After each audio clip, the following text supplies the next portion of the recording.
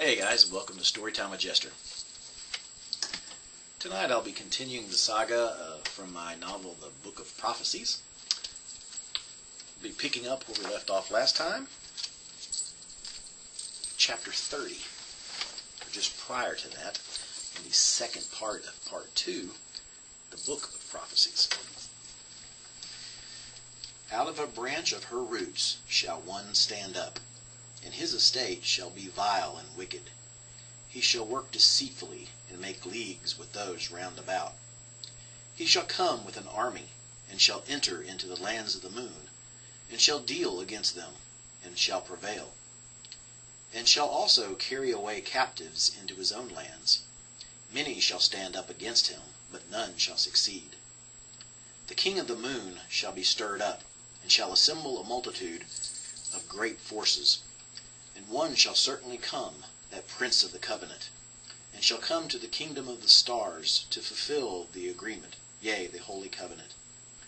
And they shall join themselves together, two great sources of light, to do battle against that old one.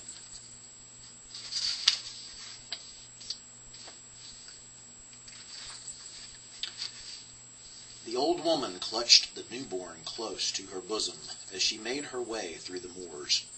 Many a brave knight lost their lives in the bogs and fens of this accursed swamp, so close to the dim wold. Yet she navigated its treacherous boundaries as if she was the one who bore it into existence. Soon she was in a clearing, if there was such a thing in so wretched a place as this. In its center was a stone slab, with torch poles at each of its corners. However, this night she would forego the lighting of these, as she feared they would bring her pursuers to her before she could finish the ritual. She laid the swaddled infant on the blood-stained altar and drew a ceremonial knife from the folds of her cloak. She began chanting in an ancient language known to but a scant few as she knelt beside the stone slab that would soon flow red with the sacrifice to her master. As her chanting grew louder, she stood and pulled apart the swaddling, exposing the baby's bare chest. She lifted the knife high in the air and opened her crazed eyes. So intent was she on her task, so focused on the target of her blade, that she didn't hear the horses burst into the clearing, didn't feel the lance plunge into her back, pierce her heart, and come out her chest. Nor did she know when her life force left her body, never to return. The knight lowered his lance, and the old woman's body slid to the ground, the knife still clutched in her hand in a death grip. Two of his men quickly dismounted and went to the baby, safeguarding it from any other fanatics that may be nearby. The knight slowly dismounted, handed his lance to a squire to clean, and walked over to the baby.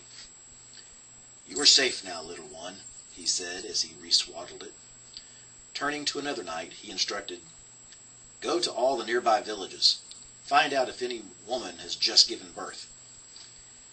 Then, looking down at the baby in his arms, he said, "If not, you will come home with me." The old priest turned over on his cot, mumbling incoherently, sweat pouring down his brow. Up in a locked room, a tome opened and words began appearing on one of its pages. Chapter 30. The spring festival at Sanctuary this year was spectacular. Since the ending of the wars, spirits were high. Andor had his acolytes prepare Sanctuary for a day of prayer on St. Columba's Day. "We have much to be thankful for this year," he had exclaimed. After the week-long event had concluded and everyone went back to their daily routines, Andor, alone in his chambers and reflecting on the past year, didn't feel all that thankful. In fact, he was quite melancholy. He couldn't get the last encounter with the Spider Queen out of his head. They had fought so hard, endured so much, only to let her escape. He blamed himself. Had he chosen the order of the green robes instead of that of the brown robes, St. Columba would have gifted him with the power to read minds. Then he would have known where the Spider Queen escaped to by scanning her mind as she leapt through the mirror, and they could have followed her and finished what they had started. He spent much of the next couple of months secluded in his chambers, leaving the day-to-day activities of sanctuary to his acolytes while he prayed, to no avail, for guidance, consolation, peace. By the time summer arrived, he was exhausted from praying. He decided to take a trip to Henwick to see his old friends. He needed something to cheer him up, for he no longer found solace in his God. He left for Henwick on the 3rd day of the 3rd week of the 3rd month of summer. Finnatar, who had stayed on with Andor after the Spider Queen, went with him. It was good that he did, for Andor was lost in thought the entire trip and would have probably wandered off into peril. Henwick had grown considerably since his last visit. The most notable feature was the stone wall that surrounded the village and provided protection against monsters and siege alike. The gnomes did a masterful job in the construction period. Praise be to St. Columba for the little buggers, he thought to himself as he marveled at the workmanship. Once inside the gates, he bid Finnatar to tend to their horses while he made his way to the southern part of the village where the Shady Dragon Inn stood. There, behind the bar, would be his old friend Oswald. He passed by the church of St. Columba, which still kept a vigilant watch below. Andor noted the addition of a 3-story building in the back of the church as he continued on. As he crossed the stream that cut through Henwick, he waved to the tailor who was on the bank fishing. His cottage and workshop were nearby. Finally he arrived at the inn. Across the way, the Druid's Grove seemed slightly different. He couldn't quite put his finger on it, but was sure Lockrew would be able to enlighten him when they spoke. As he crossed the threshold that was the entrance to the inn, he immediately was greeted by the busy innkeeper from behind the bar. "Ah, Andor," he said cheerfully, glad to see his friend. "Come, join me at the bar. It's been a time too long in coming since we shared a drink." Oswald was already pouring 2 snifters of brandy as Andor traversed the distance from the entrance to the bar, taking in the all too familiar smells his memory would allow him to enjoy. He sat down on a stool and took the brandy Oswald handed him. "It's good to see you, old friend," Andor said. "How have you been?" "I'm well," Oswald replied. "I'm a grandfather," he exclaimed. "Really? Congratulations," Andor said, holding up his glass of spirits. "Boy or girl?" he asked. "Boy," Oswald proclaimed proudly. "How old?" "4. You'll probably see him soon enough. He likes playing hide-and-seek with the elf." Andor stopped mid-drink. "The elf?" "Oh, that's right," Oswald responded thoughtfully. "It has been a while. Lockrew took on an apprentice after the wall was completed. He didn't like the confinement, so he moved to a cave nearby. Not wanting to give up the grove either, he recruited an elf druid from the Greywood named Salel to tend to it. Thomas," he paused, "that's my grandson. Thomas took a liking to Salel because of the fact he's more of his own size." "Once this place clears," Andor said, leaning in, and in hushed tones, "I want to speak to you and Lockrew in private." "What is it?" Oswald asked. "Well, if I told you now, it wouldn't be in private," Andor said sarcastically. Oswald responded with only a knowing nod. Oswald finished clearing up and locked the door. He then went into the private meeting room at the far side of the inn where Andor and Lockrew were waiting. Closing the door behind him, he turned to Andor and asked, "So what's this about?" "Several years ago," Andor began, "we went north into the Fagaras Mountains in search of a treasure trove. We found it guarded by a female vampire warrior. Amongst the items we found was this," he said as he pulled out a scroll. "Thinking it to be magical, I held on to it to be studied at a later date. When I did finally open it, rather than a scroll of spells, a cryptic poem was written. I have pored over its meaning for countless hours now, yet I am no further than when I first started. I read it to you now in hopes you can help shed some light." He unrolled the scroll and began reading aloud. "There shall come forth a rod out of the stem of Pelendava, and a branch shall grow out of her roots. Behold, a king shall reign, one with a crown of gold. So great will be his power that the moon and the stars shall submit to him." "What do you make of it?" Andor inquired, looking at them both. After a few moments of thoughtful silence, Lockrew was the first to speak. I don't know much about Pelandava, he said, but I only remember there being mention of one female ruler, Virag. Well, that's interesting, Andor replied. That name was on another piece of parchment we obtained prior to going there. I remember Marikai said that she is some sort of witch. Supposedly spawned Ikra, Lokru added. Perhaps he is the branch mentioned in the first verse, Andor surmised. The moon and stars, Oswald said, finally joining the conversation. Sounds like Folkreach and Vanask. Then, after a short pause, he added, That must be King Friedrich, too.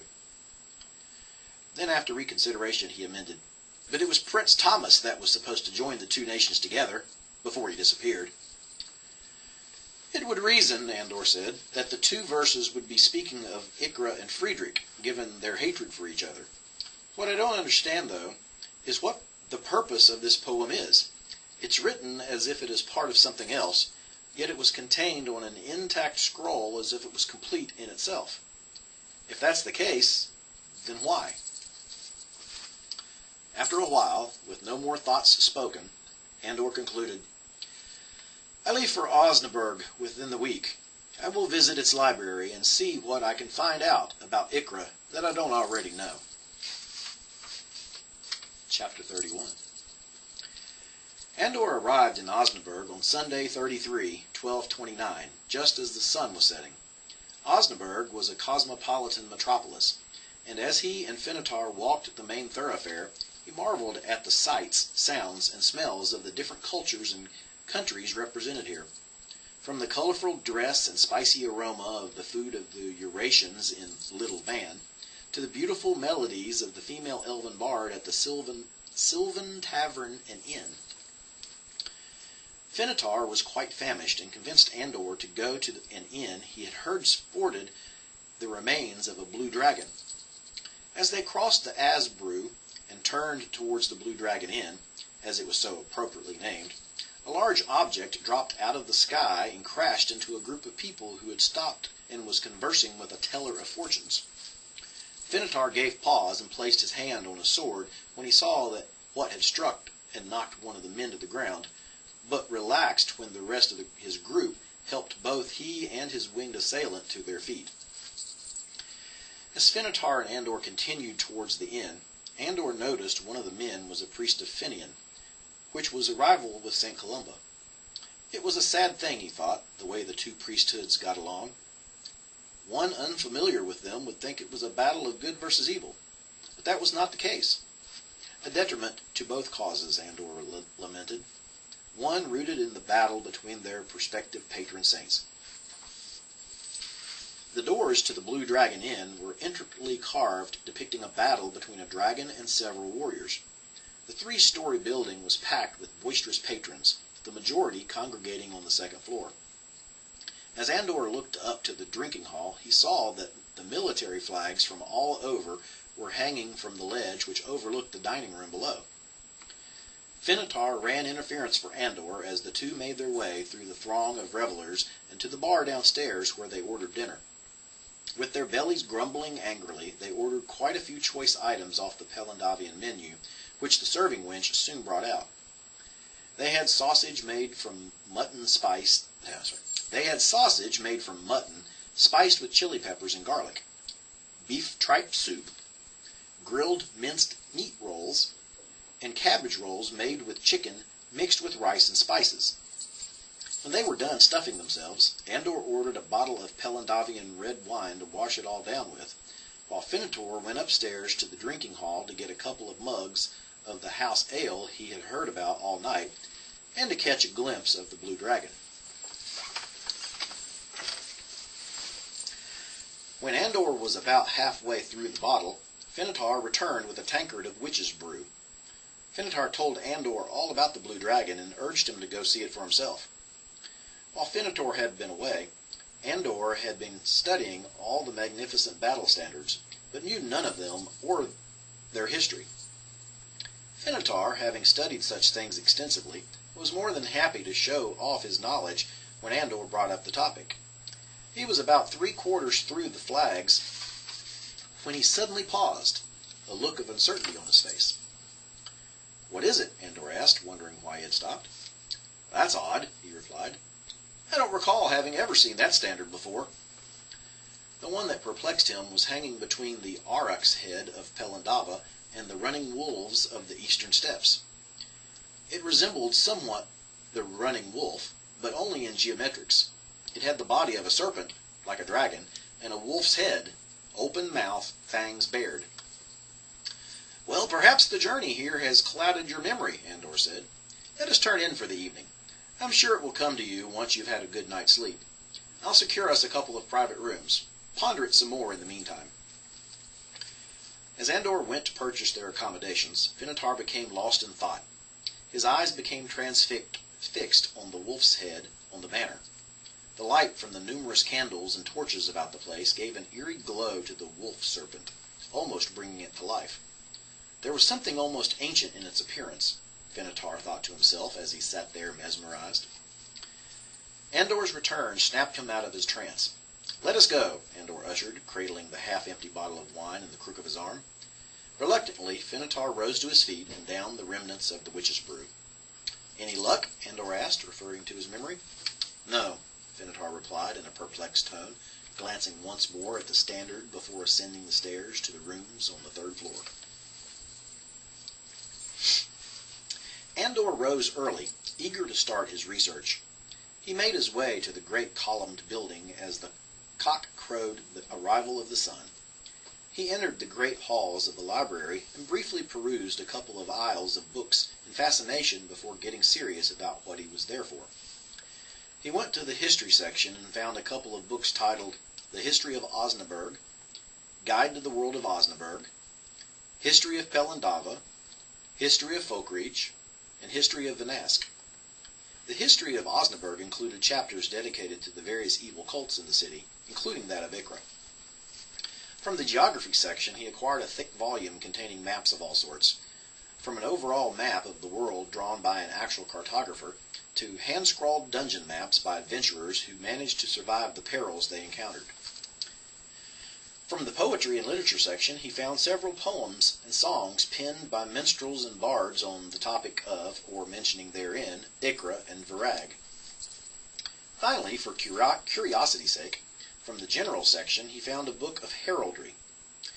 His stack of books in hand, he found a quiet spot to sit and immerse himself in what he hoped would enlighten him on the meaning of the cryptic poem.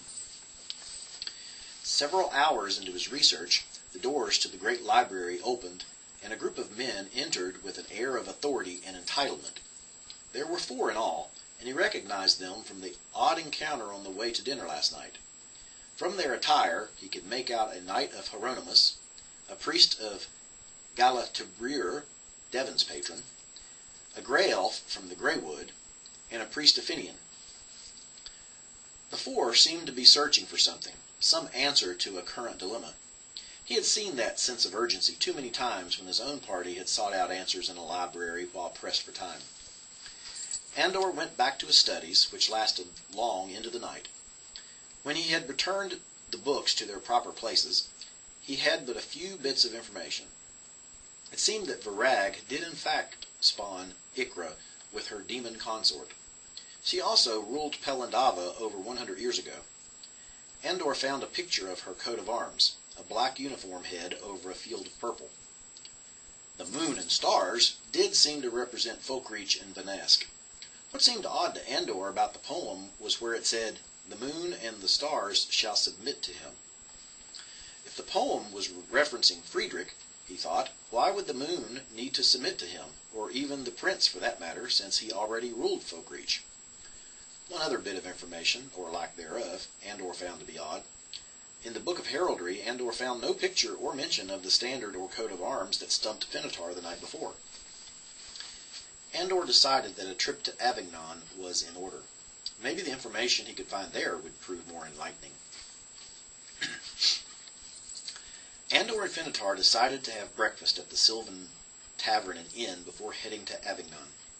Andor had meant to discuss his findings on the peculiar standard, but before he had a chance, the elven bard broke out into one of her songs, and he found himself lost in the enchantments of her voice.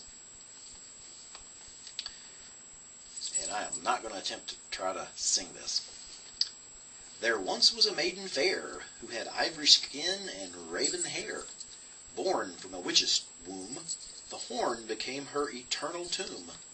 Her sword and helm lay across her breast, as she guarded in icy silence her mother's lair. Look upon this beauty, if you durst, for when you do, it would be love at glance first. But beware, both strong and faint of heart, for it's but a death kiss that she will impart. Your heart is not what she desires, but your blood that will quench her thirst. Just as she finished the last note of her song, someone burst into the inn and rushed over to one of the patrons having their early morning meal. The spell of her melody broken, it was replaced by a buzz of voices as the news that was ushered in started spreading amongst the patrons like wildfire. Coins were tossed onto tables as payment for half-eaten food, as the partakers were overcome with the urge to spread the news themselves. Finitar reached out and took hold of the arm of the original newsbringer and asked, "What is it? What's going on?" "Varag is back!" the excited commoner exclaimed. "Well, she was, but a brave lot drove her back to whence she came. They are here now." "Who are?" Andor asked. "The heroes!" the commoner shouted and broke free of Finitar's grip, running outside to get a glimpse of the city's saviors. As Andor and Finitar followed, they exited the inn to a throng of people gathered on the streets, cheering and tossing gifts of adoration at the heroes as they passed. The heroes were 5 in number: a knight of Hieronymus, a priest of Finian, a dwarf, a gnome, and a red-haired female elf. Chapter 32.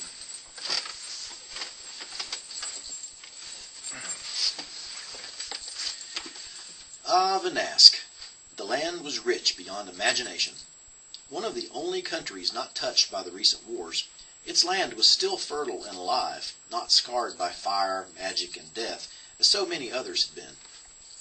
Even Folkreach to the east, once close in comparison, now struggled to regain what once was.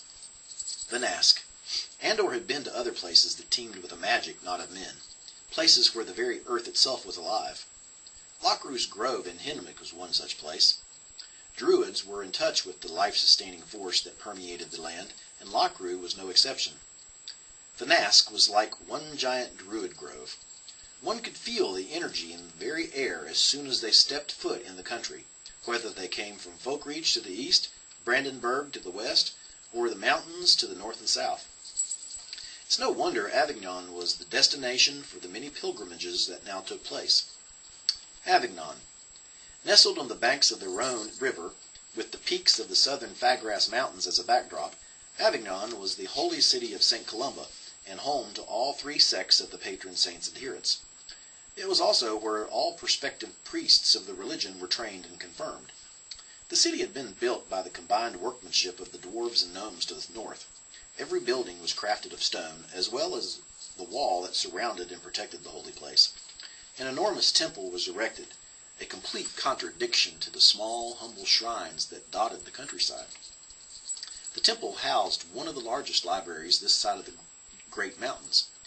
However, few, other than the priests of St. Columba,